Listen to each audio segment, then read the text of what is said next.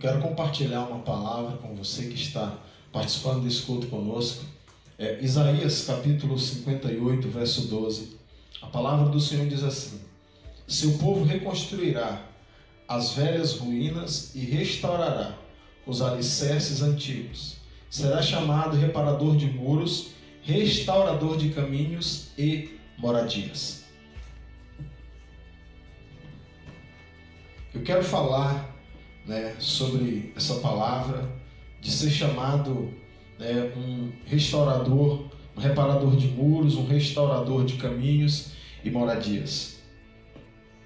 Há uns dias atrás o Senhor me trouxe uma reflexão, eu quero usar dentro dessa palavra. Eu quero falar sobre dois grandes personagens bíblicos. Eu quero falar sobre o exemplo do rei Ezequias e eu quero falar sobre João Batista, o precursor, aquele que a Bíblia diz que ele é a voz que clama no deserto. Ele que foi o precursor de Jesus, aquele que veio para preparar o caminho. E é justamente dentro desse contexto de caminho que eu quero trazer um entendimento para nós dentro dessa palavra. A Bíblia fala, quero falar primeiro sobre o rei Ezequias, lá em 2 Crônicas, capítulo 29, é onde registra a história do rei Ezequias. Em 2 Reis 20 também fala. Ezequias, ele foi um homem que teve um reinado que começou de uma forma brilhante. A Bíblia diz que ele, no primeiro mês do seu reinado, ele mandou abrir as portas do templo, porque o rei que havia sido seu antecessor havia feito coisas horríveis, havia fechado o culto, encerrado o templo, construído altares idólatras. Então Ezequias, quando ele assume o reinado, uma das suas primeiras atitudes foi mandar reabrir as portas do templo. Ele mandou reformar, limpar, purificar o templo e restabeleceu o culto ao Senhor. Ezequias também, ele restituiu novamente, restabeleceu a celebração da Páscoa, tirou a idolatria do meio da nação. Ele passou por episódios difíceis. A Bíblia diz que certa feita ele estava cercado pelo rei Senaqueribe, era um exército muito mais poderoso, e ali aquele rei Senaqueribe enviou cartas a Ezequias, e Ezequias orou diante do Senhor, e Deus enviou o seu anjo que combateu ali contra o exército de Senaqueribe.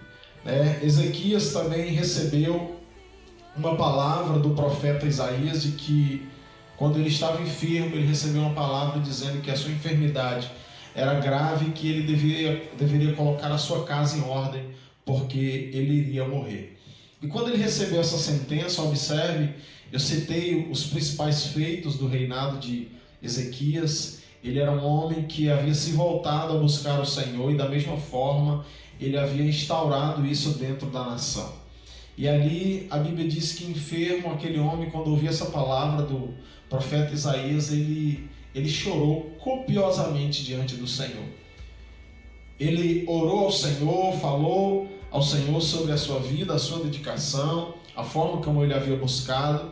E o profeta Isaías entregou essa mensagem, e a Bíblia diz que antes que ele saísse da cidade, o Senhor enviou uma palavra novamente, dizendo que ele fosse até Ezequias e falasse sobre a cura, que ele seria curado. E o Senhor lhe acrescentaria mais 15 anos. Então, para quem estava ali sentenciado de morte, chorando, eu creio que ainda, a Bíblia diz que ele chorou de forma copiosa, e ele recebe uma palavra do profeta dizendo: olha, o Senhor vai te curar e você vai viver mais 15 anos. Eu creio que não haveria uma notícia melhor naquele momento. E ele também entender que a fidelidade dele para com Deus, isso havia sido um fator determinante para que a bondade do Senhor também se manifestasse sobre a vida dele naquele momento de enfermidade. Mas aqueles 15 anos que o Senhor deu àquele homem, aquele servo, aquele rei, aquele grande homem, ele tem um propósito. Ezequias recebeu um sinal da parte de Deus. Ele disse, como eu vou saber que eu fui curado dessa úlcera? E após ele ser medicado, Isaías disse: olha, o que você prefere? Que a sombra ela avance 10 graus ou retroceda 10 graus? E ali ele disse: olha, avançar é um curso natural, mas se ela retroceder, isso é diferente. Então a sombra do sol né, ela retrocedeu 10 graus. E ali Ezequias teve um sinal visível, né, de que o Senhor o havia curado. Então, a partir dali, a vida de Ezequias, até ali era uma vida brilhante, a partir dali ela começa a tomar um outro rumo. E eu quero falar um pouco, antes de eu concluir, sobre Ezequias, o ponto que eu quero deixar como chave dessa palavra. Eu quero falar agora sobre João Batista. A Bíblia diz que João Batista era filho de Zacarias com Isabel, era um filho da velhice de um casal estéril. Zacarias era um sacerdote, e ele foi anunciado através de um anjo para Zacarias. Ele nasceu, e ele nasceu dentro de um propósito, e os seus pais o instruíram. Ele foi criado dentro desse propósito. E a Bíblia diz que João, ele vivia no deserto e ele pregava o batismo de arrependimento. Ele dizia: arrependei-vos, porque é chegado o reino dos céus. E ali ele batizava, né? Ele batizava em Enom, ele batizava em outros lugares. E João vivia uma vida totalmente voltada para o propósito, né? Era preparar o caminho.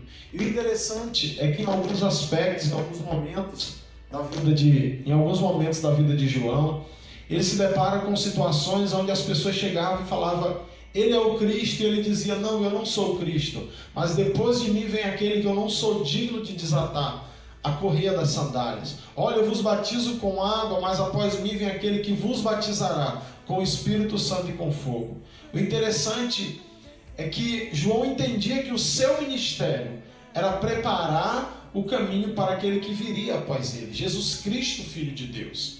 João, em nenhum momento ele tentou roubar a glória, ou ele trouxe para si a glória do seu próprio ministério, porque João era uma pessoa diferente nos seus dias. Ele se vestia com pele de camelo, ele se alimentava de gafanhotos e mel silvestres. João era um cara fora da curva, e ali ele anunciava que após ele viria alguém cujas sandálias ele não era digno de desatar. Até o dia em que João encontra Jesus, e ele disse: eis aí o Cordeiro de Deus, o Cordeiro de Deus que tira o pecado do mundo. João anunciou publicamente que Jesus, ele era o Cristo, o Messias, o esperado. Nenhum dos seguidores de João tinha dúvidas de que João não era o Cristo, porque João, dentro do seu ministério, ele preparou aqueles que lhe seguiam, aqueles que ouviam a sua mensagem, para aquele que iria lhe suceder, que é Cristo, o Filho de Deus. E ali, João, após encontrar com Cristo, Jesus pede a João para que ele o batizasse. E João diz: olha, eu que preciso ser batizado por ti, Jesus, não é necessário, para que se cumpra o que está escrito. E quando João batizou Jesus, a Bíblia relata que o Espírito Santo ele foi visto na forma corpórea de uma pomba, e ouviu-se do céu uma voz que dizia: este é o meu Filho amado, em quem me comprazo, em quem tenho prazer.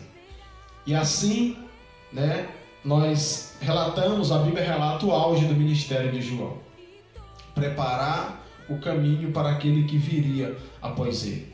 João, ele se enquadra muito bem dentro da palavra de Isaías 58:12, que nós lemos, sobre ser um reparador de muros, um restaurador de caminhos e moradias. João restaurou, João, ele preparou para que Jesus ele viesse. E Ezequias, esse rei, esse homem amado pelo Senhor, que conquistou mais 15 anos da sua vida, agora ele tinha a oportunidade de viver 15 anos de forma intensa, como talvez ele nunca tivesse vivido. Ezequias tinha a oportunidade agora, talvez, de ser o pai que, de repente, ainda faltava algo para que ele se tornasse perfeito, de ser um marido melhor, de ser até mesmo um rei melhor, porque quando se fala em perfeição, em aprendizado, não se existe um topo onde o ser humano ele olha e diz: olha, não tem mais o que eu aprender, não tem mais nada que eu possa melhorar. Eu cheguei no auge. Então Ezequias tinha essa oportunidade de, nos seus 15 anos, fazer algo melhor do que ele já havia feito até aquela idade que ele tinha vivido. Mas a Bíblia relata a respeito de Ezequias o contrário. A Bíblia diz que quando souberam na Babilônia o que havia sido feito a Ezequias, o rei da Babilônia enviou uma comitiva e os mensageiros chegaram ali até Ezequias, e a Bíblia diz que Ezequias ele abriu o palácio, ele mostrou os seus depósitos de armas, ele mostrou os seus tesouros, ele mostrou os tesouros do templo, e ali o orgulho ele se apossou da vida de Ezequias naquele momento onde ele deveria expressar, externar a glória do Senhor, porque foi Deus que o curou. Ezequias, na verdade, mostrou a sua beleza, a sua grandeza, a beleza do seu reino, e ele não redundou isso em glória para o nome do Senhor. A Bíblia diz que o profeta Isaías chegou lá e disse: quem te visitou? E ele falou quem foi, o que tu fez? Ele disse: olha, eu mostrei todos os tesouros para ele, não tenha nada no meu reino que eu não tenha mostrado para esses mensageiros.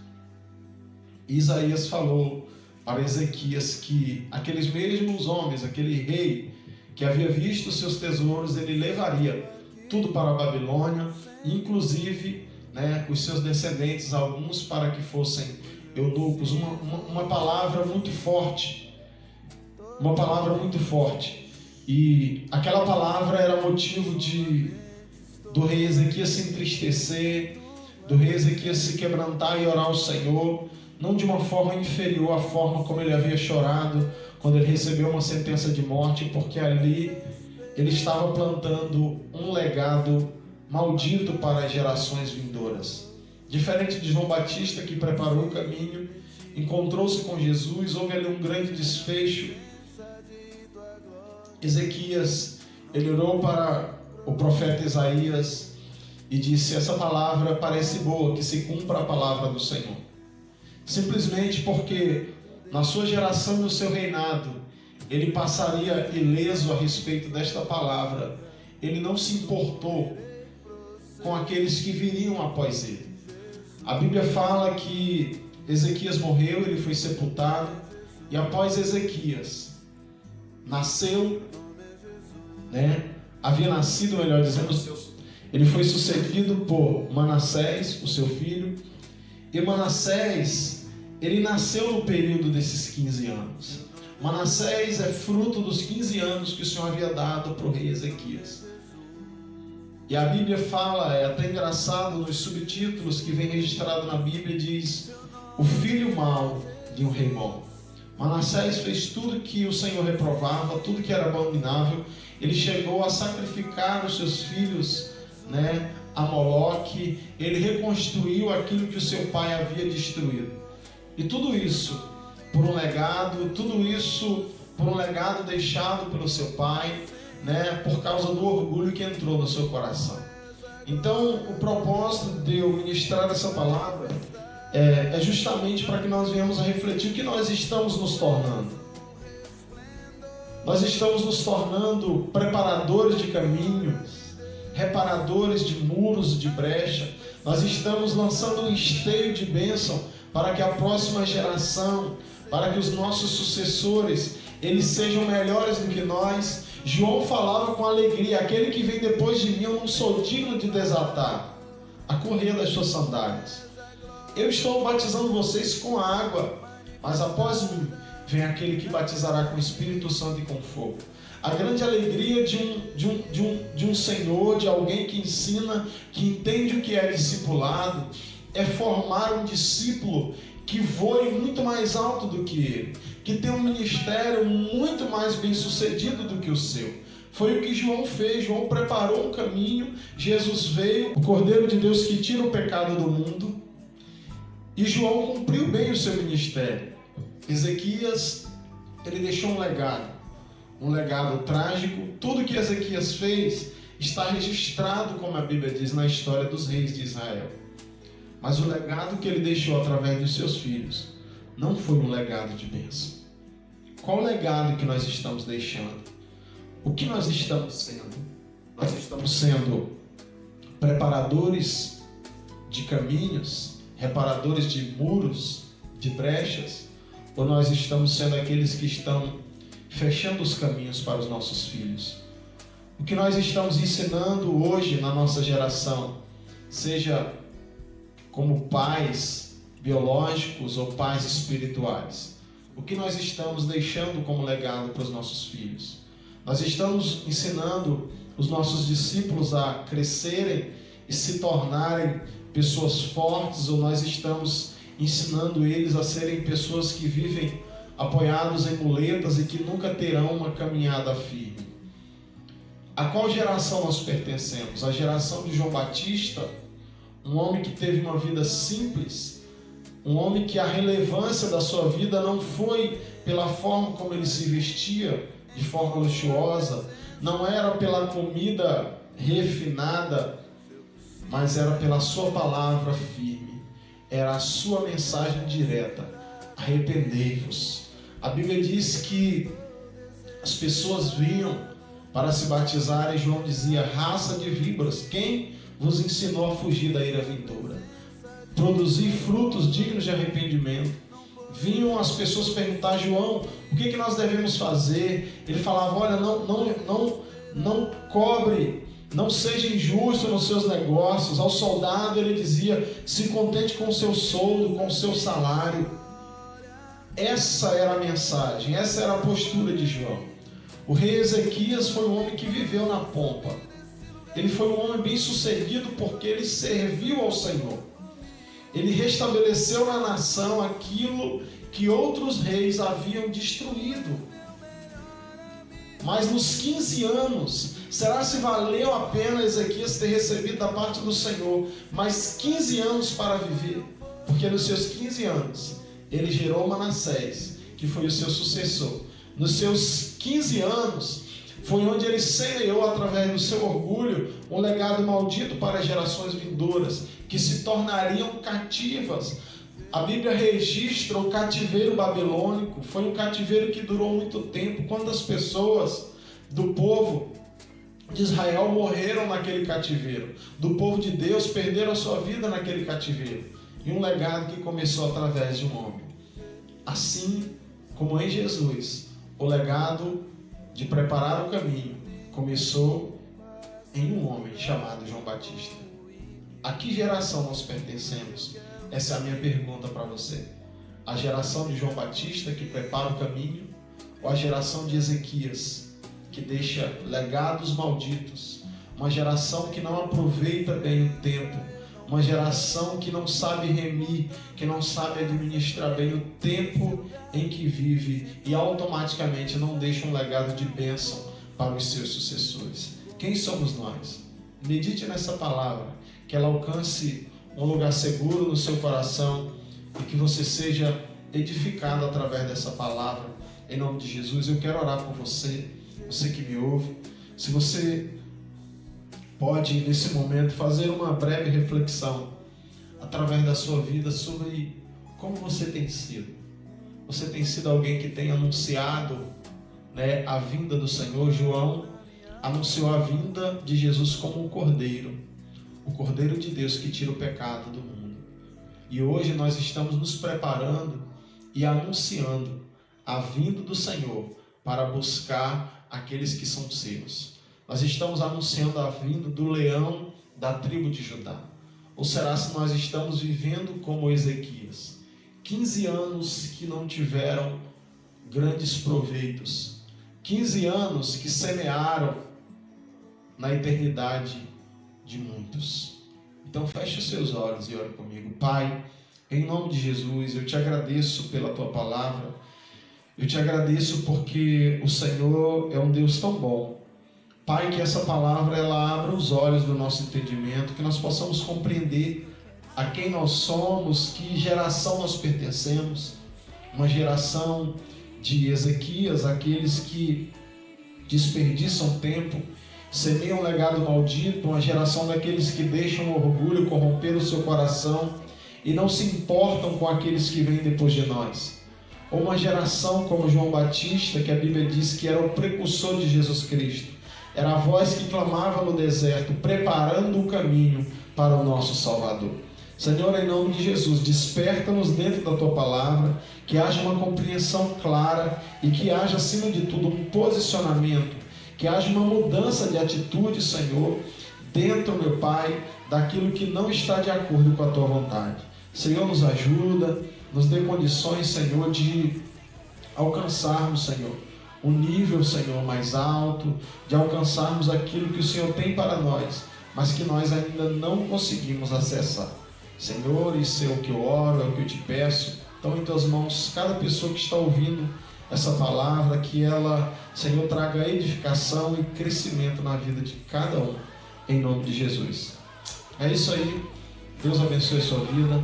Guarde essa palavra no seu coração e seja uma geração como a de João Batista, que prepara o caminho, um reparador de brechas, um edificador de muros. Deus te abençoe em nome de Jesus.